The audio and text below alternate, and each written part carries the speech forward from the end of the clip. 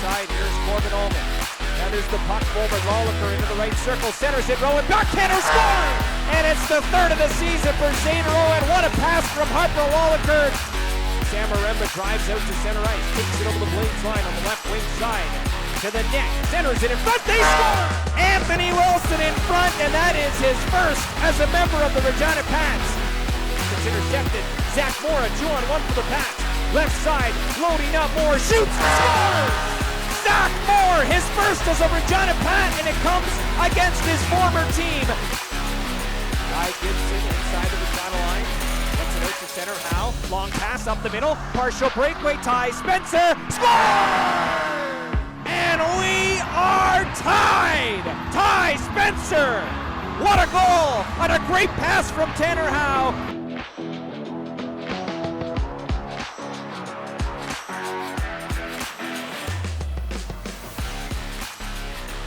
Welcome to PatsCast, the unofficial Regina Pats podcast. It's January 7th, it's episode 159. Got Chris here, Kevin there. How we doing tonight, Kev? Not too bad after a nice comeback by the Pats on Saturday there. Yeah, so. Leaving a good taste in our mouth after the weekend. Finally.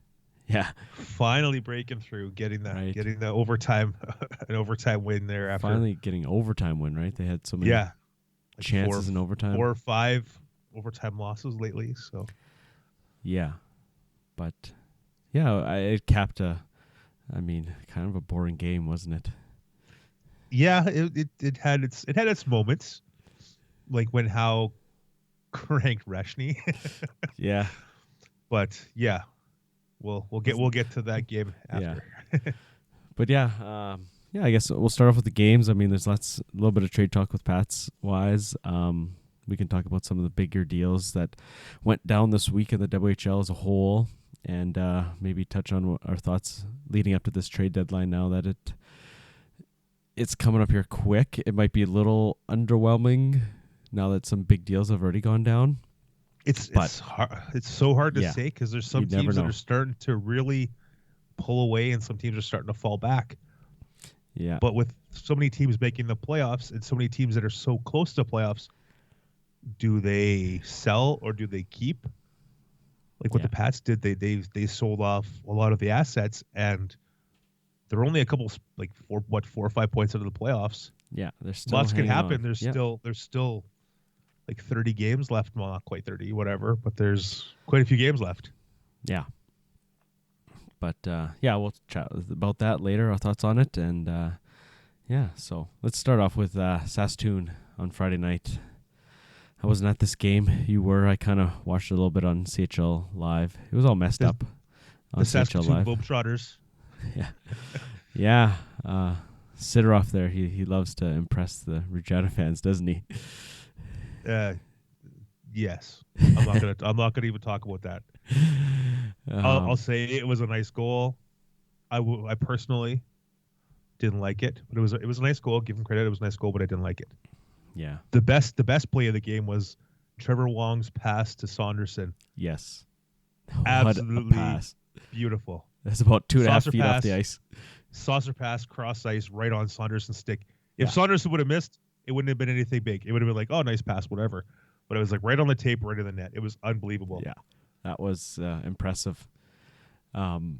Speaking of Wong, his shorthanded goal right at the end of the second period there, I think that was probably the nail in the coffin, and that was the dagger. It ended up being the game winner, right? Like, yeah, if the Pats are able to get one there on the power play, you're heading into the break at what that would be 4-3. Yeah, but even 4-2 would have been fine. Yeah, but for sure. Last minute goals, first minute goals, yeah, are killers, and it was a shorthanded goal. Yeah. Exactly. It seemed like it took the wind out of the sails a little tiny bit, but then the Pats battled back. Wilson got that nice crash the net goal, and then Zach Moore ripped one past Elliott to get them close, and then unfortunately Wong got the empty netter and halted any kind of comeback by the Pats. Yeah, and like Moore scores that at the midpoint of the period, so it's not like it was the last gasp. They scored one late and had no chance to get the tying goal. They still had 9+ minutes to to tie it up. But I mean, it is what it is. You can't put yourself in a hole like that against a team like Saskatoon and expect to win, right? That was a rough second period. Like Saskatoon kind of owned the play. Like there was times where it felt like the Blades had a power play when they didn't even have a power play. Mm-hmm. They just had the Pats hemmed in. The Pats couldn't connect. They couldn't get anything continuity on offense. They couldn't connect passes. They couldn't keep the puck going for a long time. Like they have trouble. Seems like all year they had trouble with that. Mm-hmm. And now you got some new guys in the lineup, right? That you haven't practiced with much at all. So, and new guys that are not offensive. Well, they're not offensive at this level yet. Like they're the younger lots of them guys, are right? Younger guys, brand new to the league or whatever. Yeah. More like we talked about more last week. Like he's got a offensive upside. Like he had some good goal totals in minor hockey, but this is his first year. He's a rookie, right? So he's not gonna produce. Like they've thrown not him right away. He's not gonna produce this year per se, right? Yeah. But they threw him right into a good opportunity on the first line, right? Like he's got to get some chances, but he needs to grow into that a bit, I think, and he's got to get bigger, stronger. But you see a shot, like he had that nice goal at the end of the game there. So, but yeah, it'd be interesting. I mean, you kind of like the resiliency this team does have. Like same thing with the Victoria game, they had nothing offensively really, and they were able to get one and go to overtime, right? So nice pass by Tanner Howe to spring Spencer on that breakaway. Yeah, just all of a sudden Spencer's on this breakaway and scores. As soon as he cut to the middle, I said, "There it is," and then Howe hit him, and then he scored. It was a nice pass, Spencer, nice goal.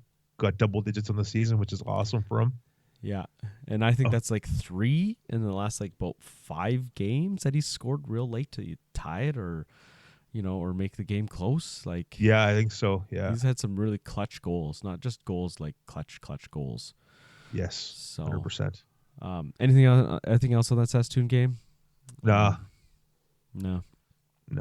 Oh well, no. There's one thing. Kelton Pine played unbelievable. I know he allowed 5. Okay, but he made some unbelievable saves, like he did the whole weekend. Mm-hmm. And you can't. I don't think, in my opinion, I don't think you can blame Pine for any of the goals against Saskatoon. Okay. Like the shorty goal, the Sidorov. Five hole that one, the shorty, like that. He maybe wanted that one back, but maybe a little bit. But you're 30 seconds left in the period. I don't know. The mind's kind of probably not 100% sharp, but yeah, on the power play too, you're maybe thinking this is the end of the period, right? You can not coast out, but as a goalie, you could think, okay, my job's probably done here, and then all of a sudden, boom, guys on a breakaway, right? Yeah, but, it is what it is. But I think Pine played really well. It was really good effort. Yeah, and I mean, he carried that into Saturday night as well. Like he was outstanding on Saturday night. Oh yeah, he made some unbelievable saves too. Couple posts as well. Couple posts. There's posts every game. No, for sure.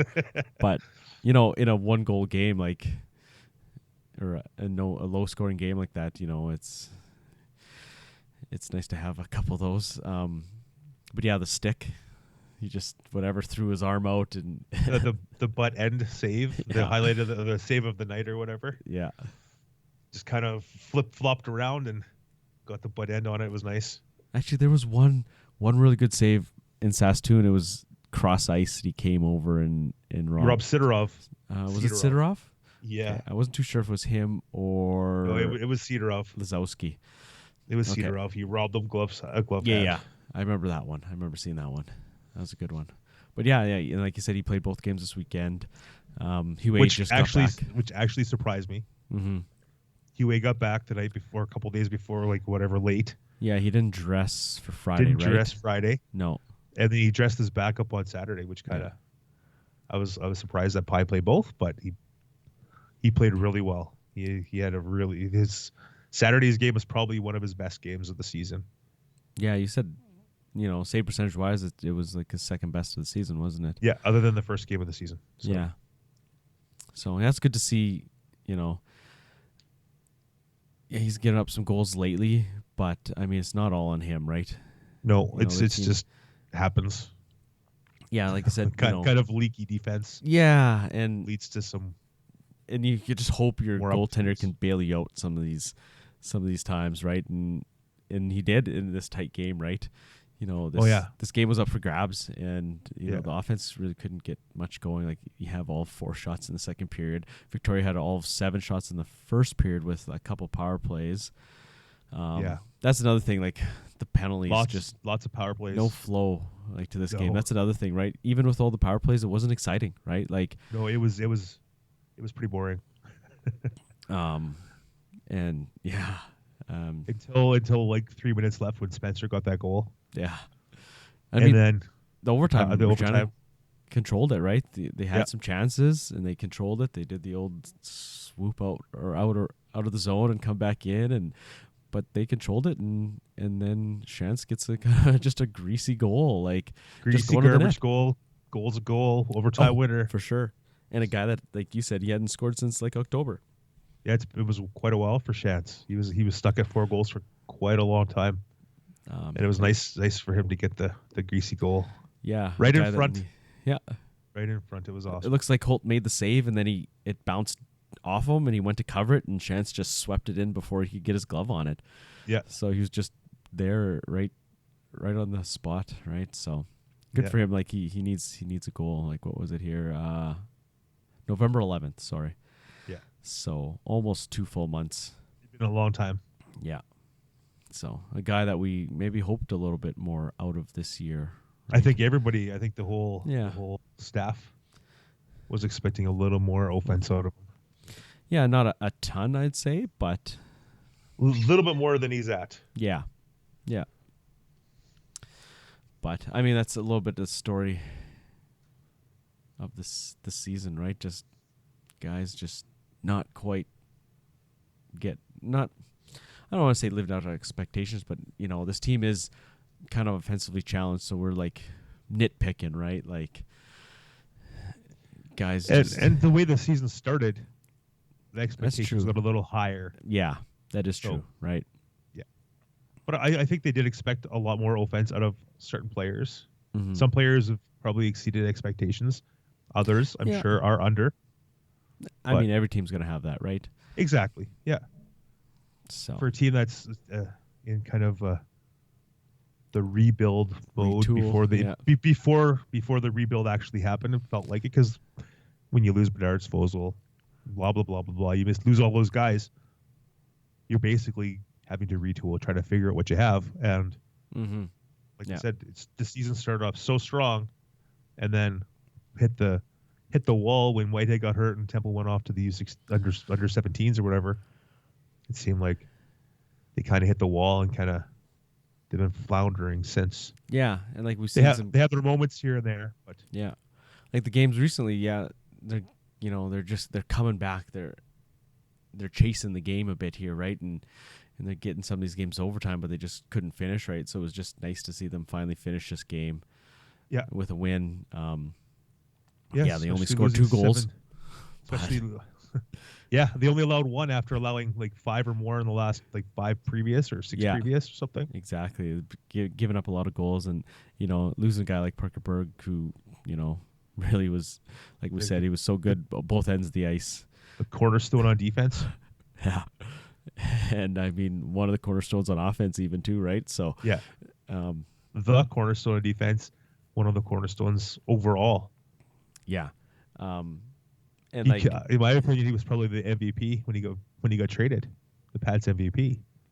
So you can't disagree with that, right? Like him and Howe are neck and neck for that spot there. I mean, who's your D-man of the year after Berg leaves, right? Do you still give it to Berg or what? It's pretty hard to give the award to a guy that left mid-season. So I guess it gives Gibson and Barsic and Buchkowski the opportunity to step up the last half of the season. For sure. Or Haynes and Slaney and Bridgman. They've been here all year, basically. Yeah. See what they can do the second half of the season to pull it together to be the defenseman of the year. Because, like, the top, what does Haynes have? 7 points. He's the next up for defense. For points wise, yeah, like And Corbin Vaughn is next up for goals, and he's missed like 19 games or whatever yeah, it is and now. he's not gonna He's not gonna be back for a while, if exactly. at all, kind of thing. The rest of this year, so it's interesting to see what's going on there. Yeah, it's not going to be an offensive award, that's for sure. It'll be like the other year when they gave keeper that Humanitarian or sportsmanlike player of the year. well, didn't they sitting on the bench? Split D-Man of the year a few years ago? Yeah, they've done that a few times. Yeah, right. So I mean, you look at the plus minus just to see what's happening there. I mean, Bukowski's +9, but I mean most of that's with PG. Pretty solid PG team. Gibson's a +1. And yeah. Speaking of the defense, we forgot to mention that Pats traded Jaron Brinson in between the games there. Yeah, in between games. Yeah, to Victoria from one dressing room to the other. Yeah, across the hall. But he didn't play in Saturday, which kind of didn't surprise me because probably wanted to say goodbye to his billets and all that kind of stuff. And yeah, I mean, might not be super simple, kind of emotional. He was here for a few months, so yeah, get attached. And to I people. mean, yeah, and they would have been on the road right away because they play Tuesday night again. Yeah. But yeah, speaking of that trade, so the Pats picked up a 25th 6th and a 27 9th. So all told, in the Feist deal, you get a 24 3rd, a 25th 2nd, plus the 6th and the 9th. So 4 picks out of Leighton Feist. I mean, that's not too 4 shabby picks at all. in like 20-some games from Brinson. So Yeah. it's pretty good haul for Feisty. Yeah. I mean, you can't argue with that. A surprising haul. Yeah, I think so. Right. I think he's a half a point a game defenseman. Nothing too fancy. He had that offensive upside, but it doesn't look like he's really lighting it up in Spokane either, right? No, not really. But to get 4 picks for a 19-year-old defenseman, yes, in the end anyway, because he had Brinson for like 20-some games, so yeah, it turned out to be a pretty good deal for Al Miller. Yeah, I think so. Yeah, like Feist has 4 goals in 29 games with Spokane. I mean, they're not an offensive juggernaut either, but other than their three main guys. Yeah. But yeah, it's kind of they run the show and that's about it, right? They don't have much depth there at all. No. Yeah. So, are there anything else from Victoria?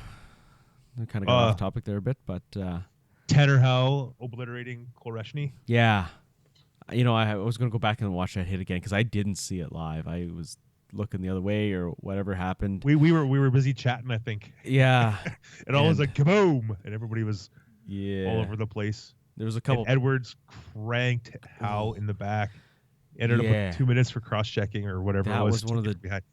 That was cross checks I've ever bad. seen. His neck would like snap back. He whiplashed. Yeah. just destroyed him. And I mean, so there's a couple of pictures that Hirschmiller had in the media gallery. I don't know if they were released in the public gallery, but yeah, that was the public gallery. That was the public gallery. Okay. Yeah. So I mean, it was a pretty clean check. It looked like kind of the Bedard hit, kind of coming in, and Reshny was reaching for the puck, right? And the thing with Reshny and Howe, they're pretty much the same size. Yeah. It's not like a 6'3", 230-pound guy hitting a 5'9", 185-pound guy. No, for sure. And you can see his elbows in. He's got, he just leans into him.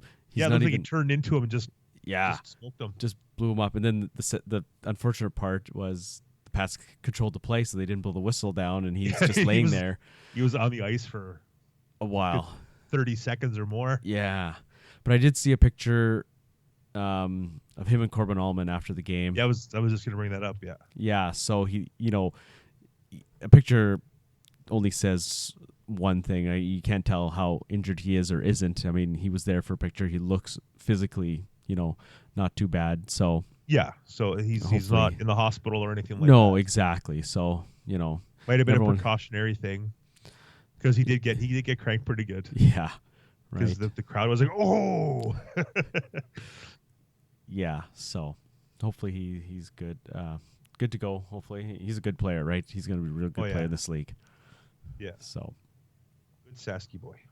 but yeah, we should throw to some interviews. Herauf and Spencer, chatted with them briefly after the game. Well, Brad, after a game last night where you guys your comeback came up short, how does it feel to come through with the comeback tonight? Yeah, I think we were in a 7-game losing streak and we lost 4 in overtime. So it was nice for our guys to get rewarded on one of those third period comebacks. But I thought we were real mature the whole game. Things could have went south on us. We didn't play our best game. Obviously, sat a lot in the penalty box tonight, but we found a way to win. Is it tough to get into a flow with like you said with a lot of penalties during the game? Yeah, it was terrible. We're a team that runs 4 lines. We like to skate people into the ground, and we need all 12 forwards to do that. And we really hamstrung ourselves tonight. The first 2 periods for sure, taking too many penalties, and yeah, we just shortened our bench too much. What is it with this team to respond like they do in the third periods like they have? That's our culture. That's our belief. It's what we've built here since day one, since Al's come here. And I get to be the coach of this hockey team now. It's something that's been instilled in our team that we will never quit. We'll never stop believing. We're trying to learn to win. Obviously, we got to get better in the first period here, but this is no fluke. This keeps on happening. This is just our culture. Was the plan always to put Kelton Pine in both back-to-back nights, or the kind of like last night's performance kind of swing your direction or just decision for tonight? Yeah, I said a little while ago, we challenged Kelton about a month and a half ago to be better and, to step up, and he really has. He's pushed it right back in my face again. He's really playing like a starter, and yeah, he earned it last night, but Huey only got in yesterday afternoon, and I think that, once again, I think Kelton's deserving to keep on playing. What's it with Spencer? That's 2 or 3 real late game time goals lately. Yeah, no, he's one of the most positive guys on the benches. He's one of the guys that keeps the belief in the group and keeps on talking about it. And, not just, he's always the guy that's keeping the energy in the group and saying the right things. So it's not surprising he's the one that's, getting rewarded. So, talked to you last week. You said you need to change something up in overtime. Did you guys change up anything? Yeah, you know what, we went over that as a team, and we kind of discussed what we need and what the standard is for our team, and just because we take it to overtime doesn't mean that we give up, and sure enough, we showed tonight. Kelton Pine seemed the story of the night. What did you think of his game tonight? Yeah, he played great. He was awesome for us. It's nice having those big saves to keep us in. You can't really ask more from a goalie like that. It's awesome to see he's playing like that. Was anybody gripping the stick tonight, or was it just calm as usual, like you said before? You know what? I think overall we played okay. It's kind of hard when you take so many penalties, right? And it kind of affects how the game's played. I think with the chances that we had, we had some missed chances. They had some missed chances too, but I'm happy with how it turned out. How does it feel to get 2 points, after losing the last few? It's great. It's great. It's especially when you're so close with all these overtime games that we've been going through. It's really nice getting the 2 points out of this one tonight. What goes on inside your guys' locker room during the second period? It seems like you guys really come alive in the third period. Yeah. We know this team, how good they are, but we got to play our game, and that's just our standard, and that's how we need to play. It's just because it's the third period.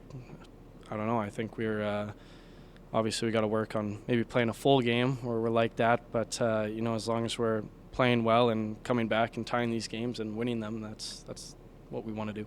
What's it been like this week? With a lot of moving bodies and a lot of games during that span. It's been hard. There's been a lot of movement recently, so it's it's quick getting used to all the guys. Different play styles, but we got a really good group this year, and I'm proud of how we've managed all these changes and how we've taken it, and I'm just really proud of this group. All right, where do we go from here?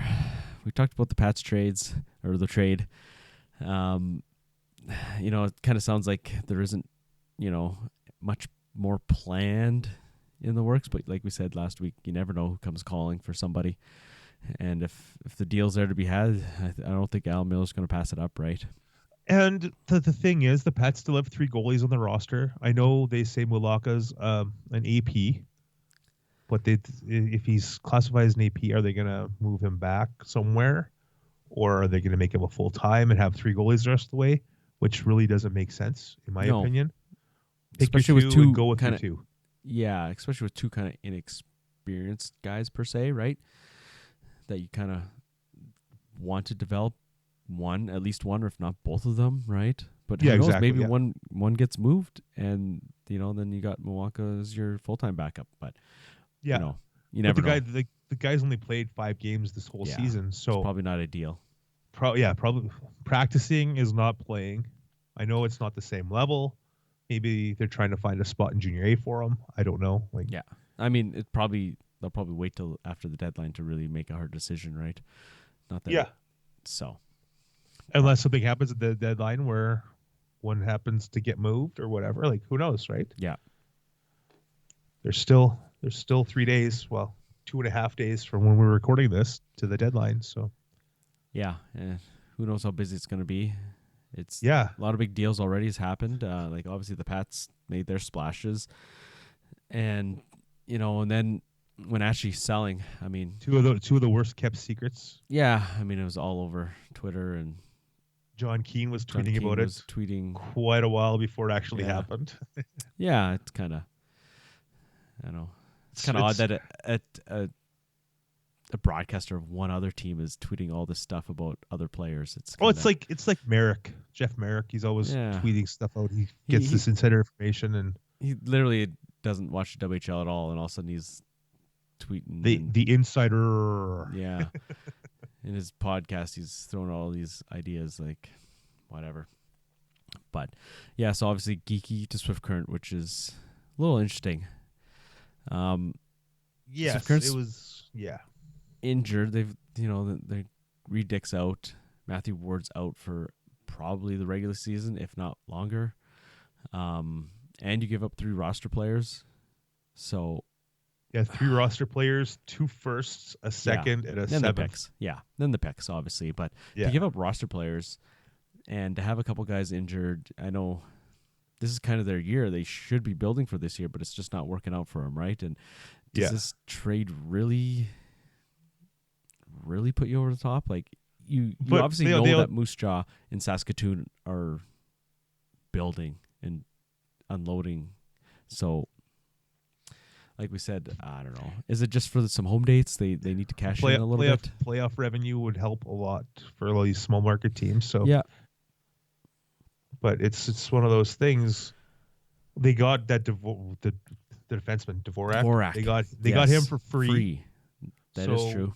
They were able to move Fluker. Sam Ward, I don't know how he fit into it. He was a smaller sized defenseman. So they got Dvorak for free, so they might as well go all in kind of thing. They're probably going to be okay again next year. So I don't know what they're going to do. When Dick does come back, they're going to have 3 goalies on their hands too, because they got Rocha and keeper. They spent a 3rd round pick on keeper. Yeah.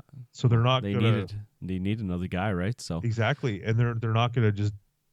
So they're going to have Dump 3 them. goalies. Yeah. What do they do? Well, yeah, that's the thing. When does Dick come back? You can't make a move now and just Exactly. go with hope one for of the them. I hope for the best with and- Roach, because I don't see them trading Rocha. Yeah, he's younger, right? Bringing in one of their AP goalies and have Rocha carry the load until Dick comes back. I don't know. I don't know what his status is in the weekly report, but You can't go by the weekly report. no, exactly. Week to week, all of a sudden he's back next game. Corbin Vaughn has been 6 to 8 weeks for at least 8 weeks. Yeah, right. Or however long it's been now. Yeah. So, but yeah, it's an interesting move. Yeah, obviously, Moose Jaw they've already made moves. They're going for it, obviously. So, for them to pick up Savoy is no surprise. And not give up roster players, but they gave up a ton of picks. Yeah, ton. 2 firsts, a second, a third, a fourth, a sixth, and an 8th. When did she rebuild their draft capital in 2 trades? Yeah, they had nothing in the top 4 rounds, and I think they've got a lot of that back. Yeah, a first and a third for sure. this year. First, a third, and a sixth this year, and everything else is 25 plus. But still, gotta give Bliss Littler some credit for the deals he swung. Yeah, I mean, that's a tough decision, right? You've got a great team. And they're doing pretty well without those. I think they're 500 or whatever, but they're gonna make the playoffs. And Oh, who for knows? sure. Once you hit the playoffs, you never know what you're gonna get. They've still got Hauser. They've still got some guys that Yeah, they got that Sword. Kenta Iso saw- guy that Yeah. the import guy they brought in, who's Yeah, he's doing lighting it up. unbelievable. Yeah. So they're No, and yeah, you mentioned that too. They haven't had these two guys for a while now, and they're still doing okay. Like you look at their past 10, they're 5-5. They're sitting in third at 51 points.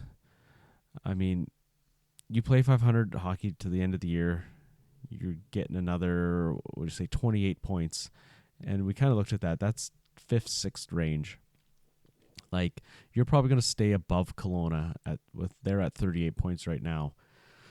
So they're gonna be like 5th, 6th at the worst, probably, right?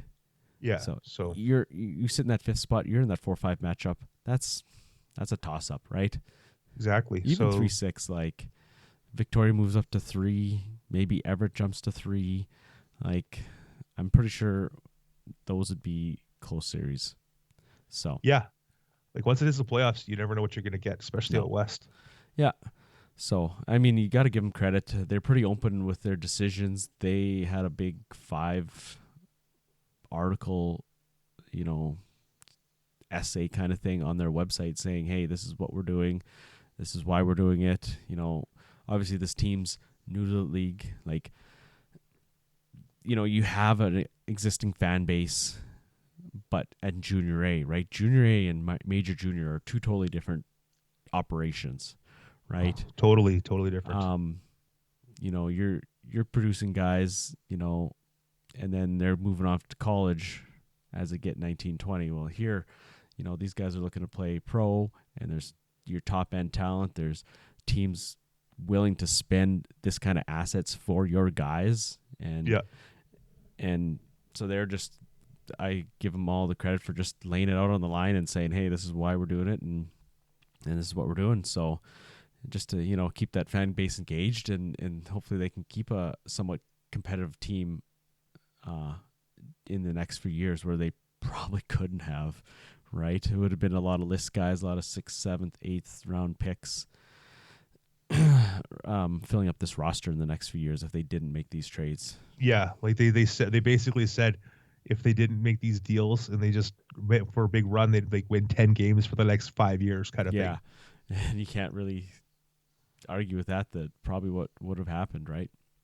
But yeah, and like you look at the standings, like we were looking at it real quick, they're 19 points clear of 8th place. Yeah. Oh, they're making So, the playoffs, right? like, they'd have to like basically lose every Yeah. one of the rest of their games to not make the playoffs. And they're not going to do that. They're not going to do that. No. They still So. they have 28 games left. They go 500 the rest of the way. They're sailing. Even Yeah. if they don't go a full 500, Yeah. they can go a few games under, even if if it happens that way. Mm-hmm. But they're Yeah. No, I think they'll be just fine. And that sounds like that franchise has been pretty well run. Like Bliss has been around a long time. Yeah, he's new to Major Junior, but I think he knows kind of what he's doing. So see how it goes. He made some questionable decisions early in the season. Yeah, the coaching change. But Or that was higher. whatever. But when they brought Constantine in, that was just a big question mark overall. Yeah. But there was a few roster moves. People were like, okay, why? But they're doing really well. Can't. Yeah. If I was a fan of the Wild, I would be fine with the two moves. Yeah. I mean, they could contend for a championship, unfortunately, this year, but it is what it is. So. They've got Prince George and Portland still in that Yeah. the conference. So I mean, they're a top If 3 they would- team in the West. if they would have got Benson back, Oof. that would have been a totally different situation. would have been, or do they just have would another? have been. Or do you think they just have another 7 picks in their basket? Well, does someone else have another 7 or 8 picks to trade for him? No. I don't know, but Yeah. yeah, that would have been interesting if Benson was back. Maybe their first place in the conference with Benson Yeah, back, right? Exactly. Whew, that would have been a real tough sell, right? Oh, 100%. Yeah. Yeah. Other than that, so yeah, we kind of batted around like what are other teams going to do? Like nobody's talking about Medicine Hat, right? Like they're probably flying under the radar a bit, but I mean they're second place in the East. They're kind of, they're 6 points up on Moose Jaw now, but they're maybe a little ahead of schedule. I don't think they're going to be adding anything significant. They add Marcus Pacheco from Kelowna. He was injured for quite a while, so he, his stats aren't eye-popping, but, just a depth guy like that. Maybe they add another depth guy or two, maybe an 18 or something that they can have for next year, because I think next year they're going to be probably the class of the conference. Probably, yeah. Because you look at Saskatoon's going to take a hit. Moose Jaw is going to take a hit. Maybe Red Deer's up there. Swift Current will probably take a hit. Yeah. Brandon will probably be okay. It's hard to say what they do. Are they going to keep Danielson? Yeah, lots of rumors that There's moving him. There's rumors that he's gone too. So it'll be interesting to see what and happens. with Medicine Hat, they've got 3 goalies. They got a 3 goalie situation as well. So that'll be an interesting thing as the 10th approaches. Yeah, are they going to keep rolling with that? That's kind of odd this late in the season. Especially when one's 19 and he gets scratched quite often. Yeah. So I don't know. Do they acquire? Do they try to deal one of them and try to get some stability to figure out which goalies are going to stick with, or are they going to run with 3 all the whole season? It might be the plan. I don't know. You don't see that very often at all, right? No. Because you But got there's- 19, 18, to 17, right? And there's So- 3 teams with 3 goalies right now. Well, and then Portland's got 7 goalies or whatever they've got because they're all injured. Yeah, they have trouble dressing 2 out of their 7. That's just a crazy situation there, and they just keep chugging along though. Like doesn't matter who they got at net, they just still keep finding ways to win. Obviously, they're a pretty good offensive team. So Yes, they score quite a few goals. So Yeah, if your goalie could keep it to about 4, you've 3 and a got a half, chance to 4 a win game, every you're night. gonna win pretty much every time. Yeah. So I'm just looking at this Medicine Hat goalie situation.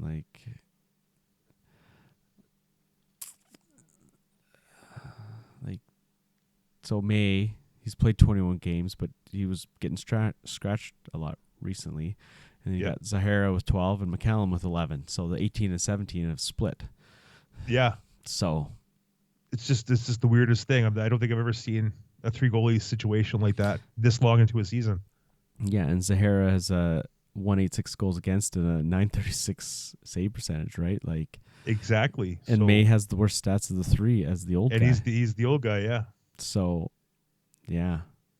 So that's interesting. Maybe, I mean, like we said, this team is probably geared up for next year.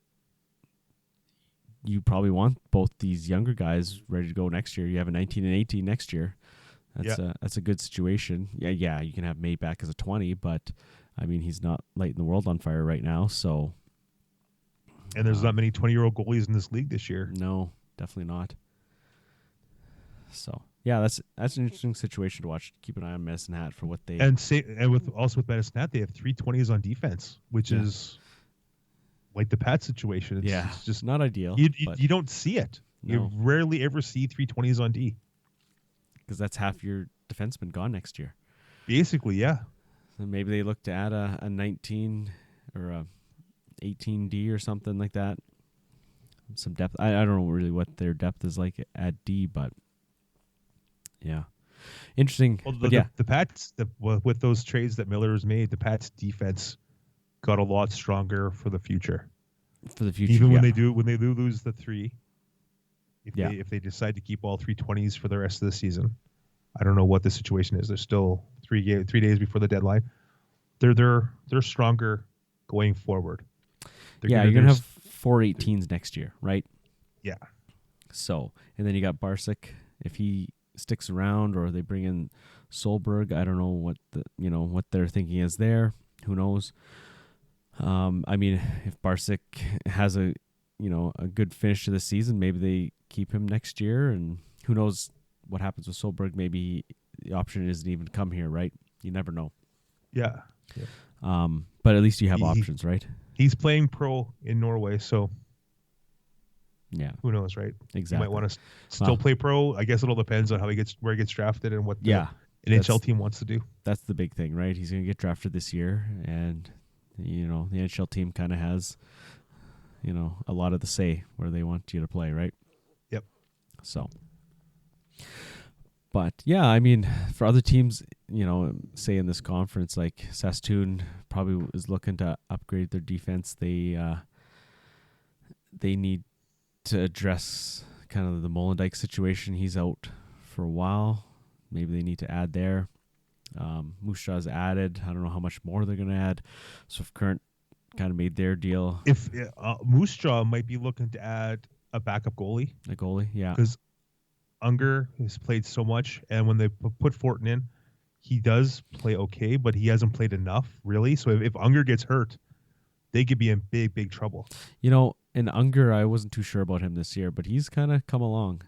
Yeah, me too. Like I didn't expect too much from him because he didn't look good last year at all. No, he's had his moments this year, but man, he faces a ton of shots, and he's turned out to be a lot better than people give him credit for. Yeah, and like I said, Brandon, I'm not sure what's happening there. Lethbridge they moved one of their guys, a 20-year-old D, so they got a 20 spot open there. Red Deer doesn't sound like they're not too high on selling the farm for a rental. They might just kind of stand pat kind of thing. They're just not middling along. They're 19-13. They're doing all right. Yeah. But you look at Current, Moose Jaw, Saskatoon, they're all adding. So Red Deer is probably like, we'll just sit on it here, right? Then PA, Calgary, Regina sold, Edmonton's bought and sold. So yeah, that still surprises me. Yeah, bringing in Sachin, but I mean, hey, they're looking to make a run next year or the year after, right? Yeah, but Calgary, Lethbridge, like we said, like they're who knows? They're like Lethbridge is 5 points up on the Pats. Yeah, are they going to make a run? Probably not. Brandon, Lethbridge, PA, Calgary.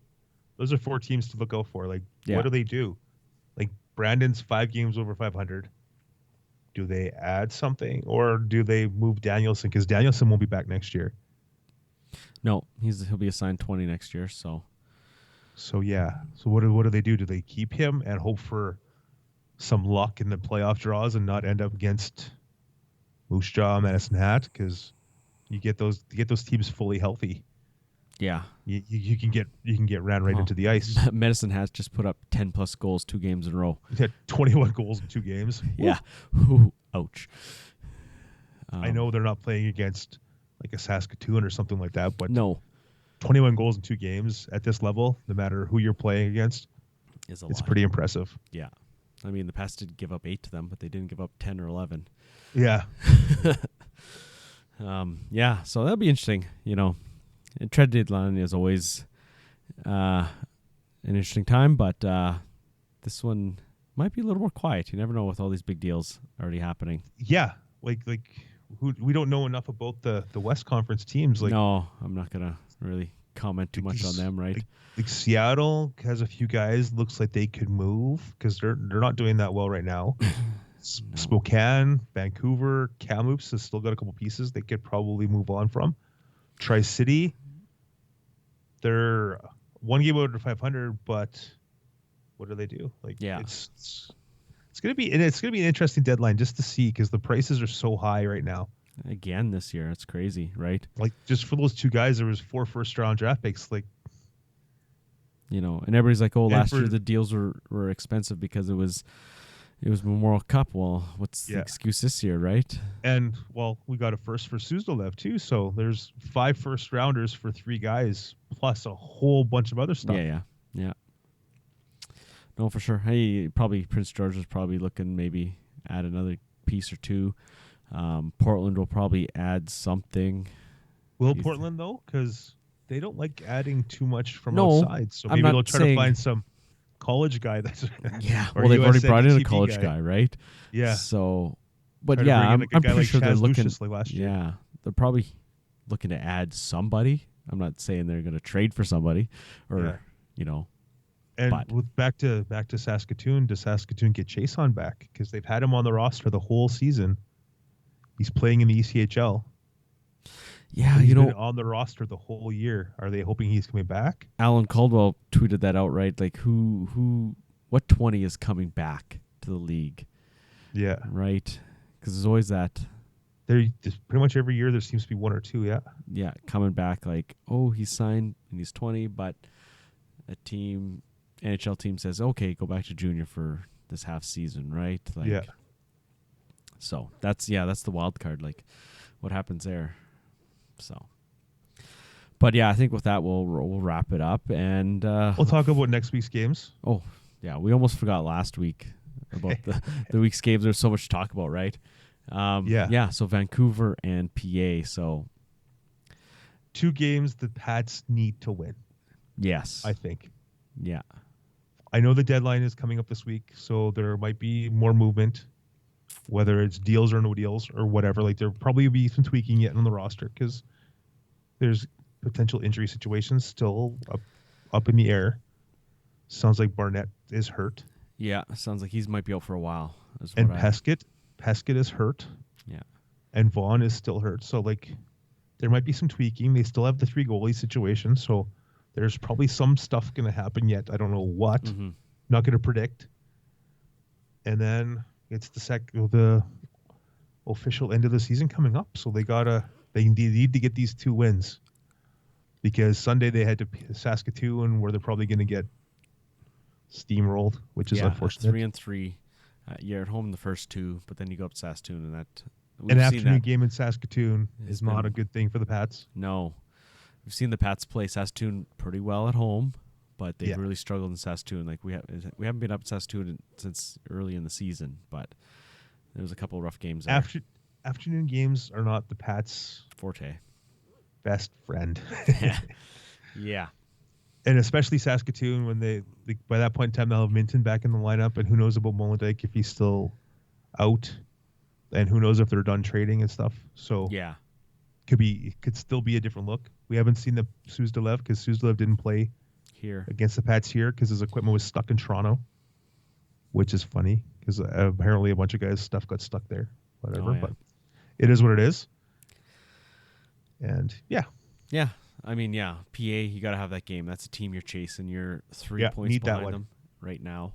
need the Vancouver one, Yeah. need the PA one. They need to get two W's this weekend. Mm-hmm. They need at least 3 points, but 2 W's would be perfect. 3 would be great, like unbelievable, insane, unbelievable, great. But they need 2. Yeah. Yeah. Saskatoon, it's almost a write-off. You don't want to say that, but it's kind of the reality, right? Afternoon games Sunday, 3-3.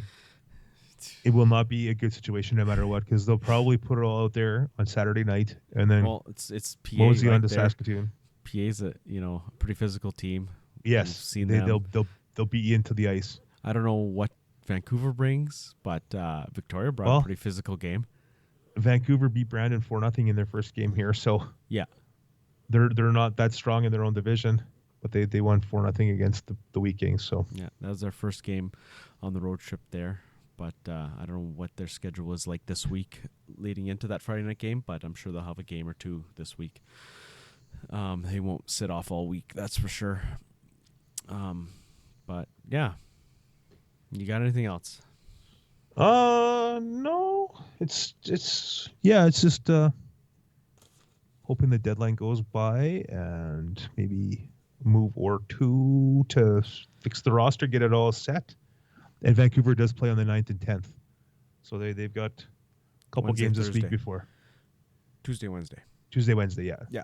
Tuesday, So- Wednesday before they play the Pats. So So it'll be a 3 and 4 for the. they'll be playing PA, Saskatoon, then us. So Okay, yeah. So there'll be a little rundown. So that's a good opportunity for the Pats to get on it, right? yes, Don't take anything hopefully. for granted and Get a hopefully good week of practice. Get a Yeah. week of practice in, Get get these all new these guys. guys, Yeah.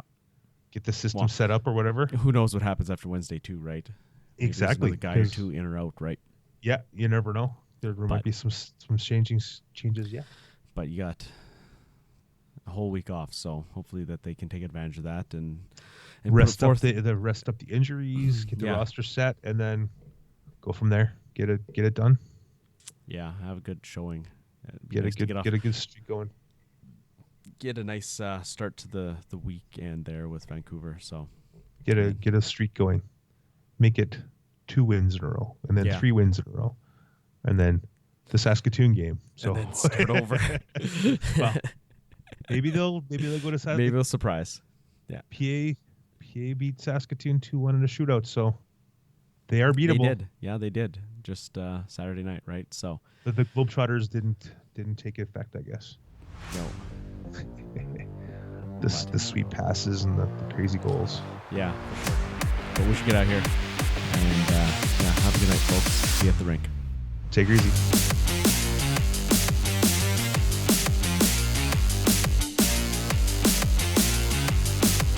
Slaney back in the Regina Pats net. Over to Jackson Bonnie, game center. Vaughn over the Royals line for the Pats. Drop pass into the high slot. Barsick fires, and that's stopped. Rebound, score! Zachary's chance in overtime.